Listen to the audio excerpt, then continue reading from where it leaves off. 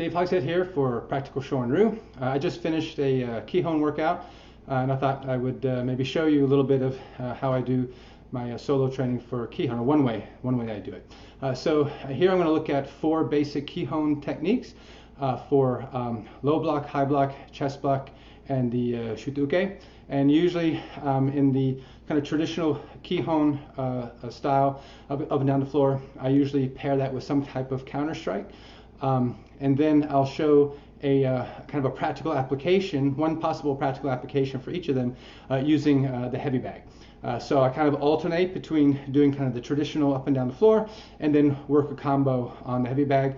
I might also do some shadow boxing of the application and then go to the heavy bag. Of course, this is how I do these Kihon. In your own systems, your own styles, you might do them differently. Follow your system or follow whatever style system ideas that you're working with currently. And I'll be briefly explaining some of the concepts and ideas that I'm working with currently. So I hope you enjoy this brief video on Kihon and Kihon application.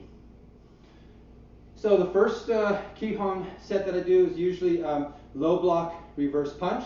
I do these in a forward stance, and then with the reverse punch, I slide up into a walking stance.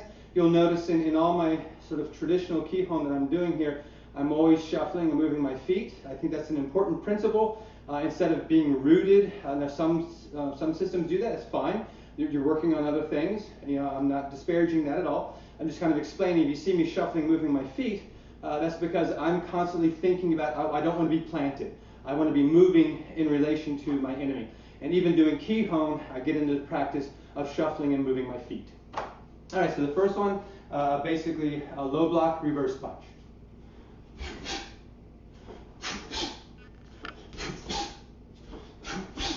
Okay, so low block reverse punch. And how do I work this in sort of shadow boxing or on the heavy bag? Here I'm thinking of a basic flinch response. So wind up can be a kind of flinch response. I just augment this by the hands coming up. So I do like wild haymaker, sucker punch is coming. So I'm going to do my flinch response. The low block motion is moving that arm down. I'm getting off to the side of the person, and then I'm shuffling in, and then I've got a series of strikes, and I'm out. So I could do this in basic shadow boxing, like that, or you can work it on the heavy bag, in which case I use the belt. So I simulate the punch coming in and out. And then I reposition, go to the other side, right? And out. And the other one. So what I like about working on the heavy bag is you can get a sense of positioning and repositioning yourself in relationship to the enemy. So the next one then is basically high block. I do these in walking stance, high block reverse punch.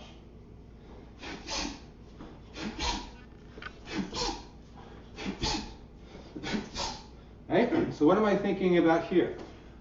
With the high block, I'm thinking of a basic lapel grab defense, in which case I'm going to be grabbing the hand that's grabbed my lapel. I'm going to do a quick check, remind myself that he's probably going to be punching with his other hand, right? And so I'm here.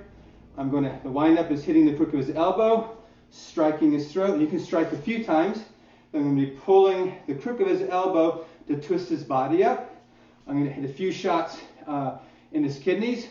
I'm going to lean him back a bit. I'm going to grab that head, nose, face, whatever. I'm going to then throw some knee strikes into his side or back, followed up with elbow strikes. Okay? So in terms of shadow boxing, this would simply look like this.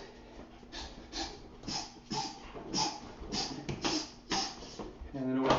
And all these I always practice moving away from the enemy. So on the heavy bag, so I grab this, and this is the hand that's basically grabbing my lapel. So I grab it, I check, hit the crook of his elbow, strike, pull that arm across, strike, grab that head, knee strike, elbow strike, and out. So those are the high blocks. Then I go to chest block reverse punch. So again, I do these in walking stance, kind of shuffling out.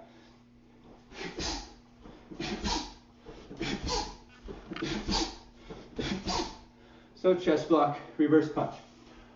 From here, one drill I work on is shadow boxing on the bag. As I'm thinking of using that chest block as clinch fighting. So I've written a clinch. The wind up for the chest block is hitting the back of the person's neck or head. I'm going to grab the side of the face, chin, mouth, eyes, whatever. I'm going to peel them back. There's your chest block. So I'm peeling them back. Now they should be twisted like this. I'm going to then, from here I've got a hammer fist. I'm going to hit the side of his head with the hammer fist, kind of like Nahanshi kata, if you know that kata. After the hammer fist, knee strikes, and then follow with the elbows and out. So in terms of shadow boxing, it would simply look like this. And out. I usually do 2 or 3 because I just want to get those shots in, right? So on the heavy bag, I start with a basic kind of clinch position. Hope you can see this hand here. So it would just be striking the back of his head, grabbing, peeling. There's your chest block, right? Then I've got hammer fist, the knee strikes, elbow strikes, and out. Then I switch up. Right, so do it to this side.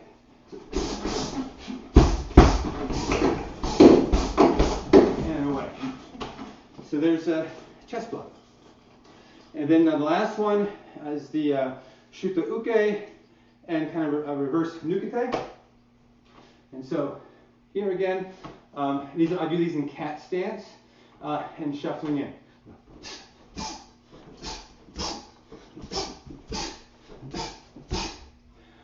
And sometimes I think about the shuto uke, that I'm going to be grabbing limb or whatever, and then as I step and slide in, I've got the nukete. For application, this is very, very basic. I'm thinking of a flinch response to a haymaker punch. So the wind up, in Matsubashi, we typically wind up like this. I still think of this wind up as kind of a flinch response. I just augment it a bit for application. There are other things that I think about here, but for this particular drill, I'm just thinking about those hands coming up, flinch response, backhand is wrapping up that haymaker punch, right? So there's that hand. The other hand is striking to the neck, jawline, side of the head, right? So you got all this striking surface. So I'm just hitting what I can with that shuto uke. And then most likely one response would be he'd either swing with the other arm, in which case I would check it, grab that arm, let go of this one, step in, palm heel to the face. Another response might be for him to cover up. In that case, I'm going to be pulling that arm down and then doing the palm heel to the face. So in terms of shadow boxing, and out. Sometimes I step through, sometimes I just depends on thinking about my distancing, right? If he covers, and away. So I might shadow box that for a bit, and then working on heavy bag. So here I just hold one of the belts up to simulate that haymaker punch coming in. So I do my flinch response. Here, pull the arm back, strike. If he's going to strike with the other hand, I'll just simulate checking that arm, pulling in, and it out. Or if he decides to cover. So I've got here my flinch response, striking. I will grab the other belt as if that's the hand that's covering, and then palm heel strike and out.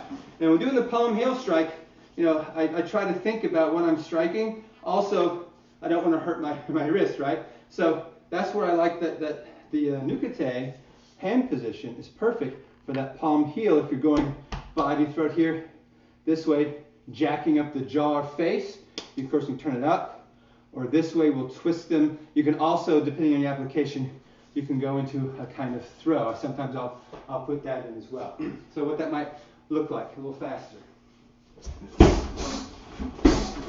And sometimes I punch or I do the palm heel strike. And then go to the other side. Yeah.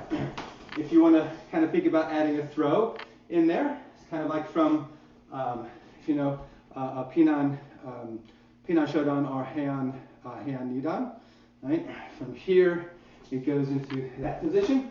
Well, I think about striking, palm heel, wrap them up, do a throw.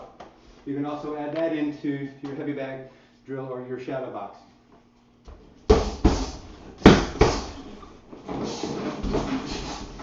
And out. All right, so those are some ways that I work basic Kihon. Those are some examples of low block, high block, chest block, shuto uke. I hope that gives you some ideas on how to work your own Kihon in your solo training.